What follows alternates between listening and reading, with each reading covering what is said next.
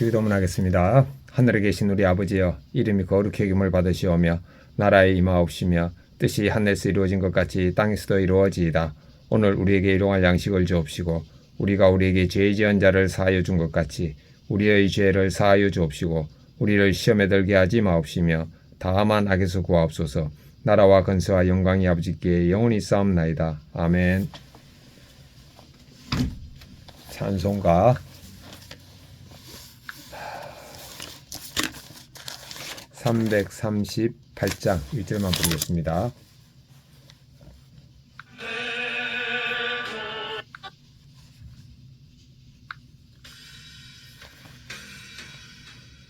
내 주님 가까이 하려면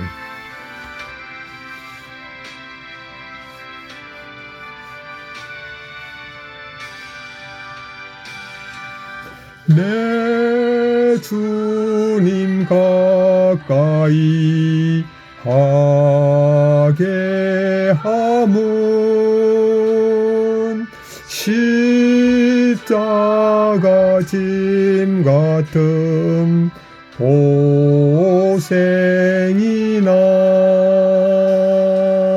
내 인생 소원은 늘 찬송하면서 주님께 더 나아가기 원합니다. 아멘. 하나님의 말씀 베드로전서 4장 1절부터 11절입니다. 그리스도께서 이미 육체의 고난을 받으셨으니 너희도 같은 마음으로 갑옷을 삼으라. 이는 육체의 고난을 받은 자는 죄를 그쳤음이니 그 후로는 다시 사람의 정욕을 따르지 않고 하나님의 뜻을 따라 육체의 남은 때를 살게 하려 함이라. 너희가 음란과 정욕과 술 취함과 방탕과 향락과 무법한 우상 숭배를 하여 이방인의 뜻을 따라 행한 것은 지나간 때로 족하도다. 이러므로 너희가 그들과 함께 그런 극한 방탕에 다름질하지 아니한 것을 그들이 이상히 여겨 비방하나 그들이 산자와 죽은 자를 심판하기로 예비하신 이에게 사실대로 고하리라. 이를 위하여 죽은 자들에게도 복음이 전파되었으니 이는 육체로는 사람으로 심판을 받으나 영으로는 하나님을 따라 살게 하려 함이라. 만물의 마지막이 가까이 왔으니 그러므로 너희는 정신을 차리고 건신하여 기도하라. 무엇보다도 뜨겁게 서로 사랑할지니 사랑은 허다한 죄를 덮느니라. 서로 대접하기를 원망 없이 하고 각각 은사를 받은 대로 하나님의 여러 가지 은혜를 맡은 선한 청지기 같이 서로 봉사하라.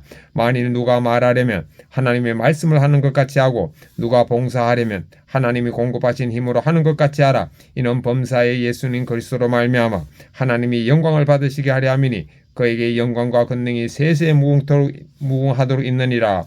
아멘.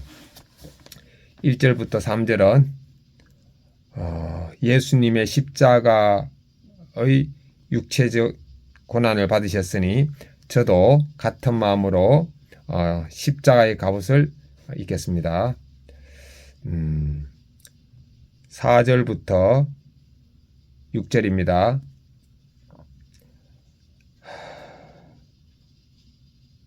극한 방탕에 이른 자들이 십자가의 갑옷을 입고 죄를 짓지 않는 사람을 비방하지만 결국은 산자와 죽은 자 앞에서 산자 죽은 자를 심판하실 예수님 앞에서 그들은 사실대로 고하게 됩니다. 7절부터 11절입니다. 만물의 마지막에 가까웠으니 근신하고 기도해야 되는데 무엇을 기도하느냐?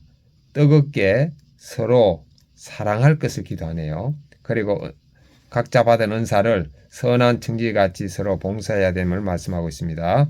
적용하겠습니다. 첫째, 저는 죽었고 예수님의 사심을 의식하면서 십자가의 갑옷을 입고 모든 죄를 멀리하고 뜨겁게 사랑하겠습니다.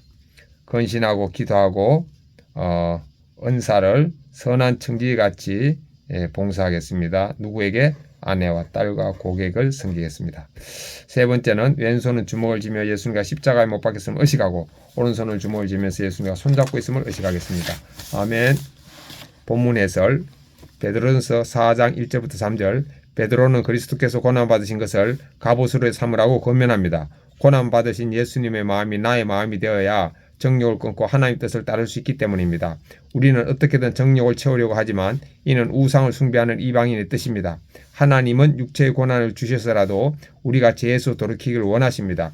그러므로 지금 내가 받은 고난은 죄에서 떠나 하나님 뜻을 따르게 하시려는 그분의 인도하심입니다. 나는 고난을 갑옷으로 삼고 있습니까? 갑옷을 벗고서라도 따르고 싶은 사람의 정욕은 무엇입니까? 십자가의 갑옷을 입고 정욕을 제어하겠습니다. 4절 6절 세상 사람들은 우리가 극한 방탕에 다름질하지 않는 것을 이상히 여기며 비방합니다. 그러나 그들은 결국 하나님의 심판대에서 자신들이 죄를 고하게 될 것입니다. 따라서 우리는 그들의 비방을 두려워하지 말고 심판하시는 하나님을 두려워해야 합니다. 비방을 받아도 담대히 복음을 전하는 것이 하나님의 뜻을 따라 사는 것입니다. 과거 방탕한 내 모습을 비방하는 사람이 있어도 이제는 하나님 뜻을 따라 살게 된 것을 간증해야 합니다. 나는 예배와 큐티로 인해 비방을 받은 적이 있습니까? 하나님 뜻을 따라 살도록 복음을 전해야 할 사람은 누구입니까? 아내와 딸과 장인어른과 기타 가족들 십자가의 복음을 전하겠습니다. 십자가의 삶을 사는 것을 보이겠습니다. 7절부터 11절 베드로는 만물의 마지막에 가까이 왔으니 정신을 차리고 기도하라고 권면합니다. 무엇보다 뜨겁게 서로 사랑하라고 합니다. 이는 단순히 인간적인 사랑을 의미하지 않습니다. 하나님이 은사를 주시고 서로 섬길 힘을 주셨음을 기억하라는 것입니다. 지체를 섬기고 관계를 회복하는 일은 내 힘과 노력을 할 수 없습니다. 마지막 때를 사는 성도는 더욱 건신하여 하나님이 영광을 받으시게 해야 합니다. 하나님이 내게 주신 은사로 가족과 공동체를 어떻게 섬기겠습니까? 가족과 공동체 십자가의 갑옷을 입고 섬기겠습니다. 마지막 때를 살면서 정신을 차리고 기도해야 할 것은 무엇입니까? 십자가의 갑옷을 늘 입고 있는 것과 정욕을 제어하겠습니다. 기도하기 육체의 정욕을 따라 살던 저에게 그리스도의 고난을 마음에 품게 하시니 감사합니다. 비방받기 싫어서 복음 전하는 것을 미뤘음을 용서해 주옵소서. 마지막 때에 근신하여 기도하고 지체들을 섬김으로 하나님께 영광을 돌리게 하옵소서. 아멘. 묵상간정 김한나님 도돌이표 인생.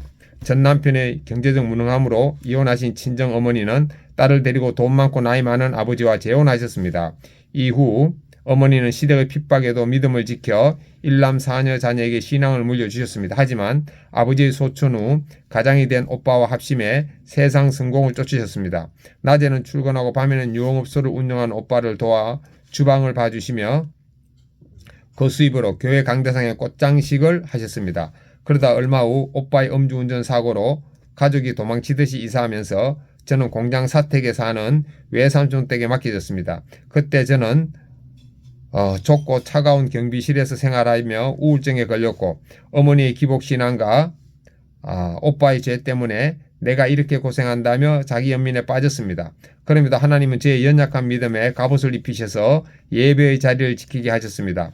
어릴 때부터 고난을 겪은 저는 사람의 정욕을 따르지 않고 하나님의 뜻을 따라 육체의 남은 때를 살 줄 알았습니다. 하지만 어머니처럼 믿음 없는 남편의 몫은 내가 채우겠다며 학벌 좋고 능력 있어 보이는 남자와 결혼했습니다. 그리고 월급쟁이로 성공하기 어려울 것 같아 오빠의 사업 제안을 듣고 퇴사 후 지방으로 내려갔습니다. 그런데 오빠는 얼마 안 돼 투자 수익이 나지 않는다며 사업을 접었습니다. 이후 저는 오빠 탓 남편 탓을 하며 힘든 시간을 보냈습니다. 그러다 말씀으로 제 삶을 해석하고 나니 하나님이 저의 질긴 욕심을 아시고 고난을 반복해서 허락하신 것을 알게 되었습니다. 오늘 말씀에서 헛된 행실은 지나간 때로 족하다고 합니다. 이제는 심판하실 하나님을 두려워하며 말씀을 힘입어 제 은사대로 청지기 사명을 감당하길 소망합니다. 제 물질 욕심을 깨닫고 돌이키게 하신 하나님 감사합니다. 적용 1. 각자의 옳음을 주장하며 연락을 끊은 친정언니와 오빠에게 큐티인을 전하겠습니다. 적용 2. 요양원에 계신 친정어머니를 뵐 때마다 신앙 고백이 담긴 기도를 같이 하겠습니다. 아멘. 제 적용을 다시 하겠습니다. 적용 1. 저는 죽었고 예수님 사심을 의식하면서 십자가의 갑옷을 입고 모든 죄를 멀리 하겠습니다. 그리고 근신하고 뜨겁게 사랑하기를 기도하고 받은 은사를 선한 청지기같이 아내와 딸과 고객을 섬기겠습니다. 왼손을 주먹을 쥐고 예수님과 십자가에 못 박혔음을 의식하고 오른손을 주먹을 쥐며 예수님과 손잡고 있음을 의식하겠습니다. 아멘.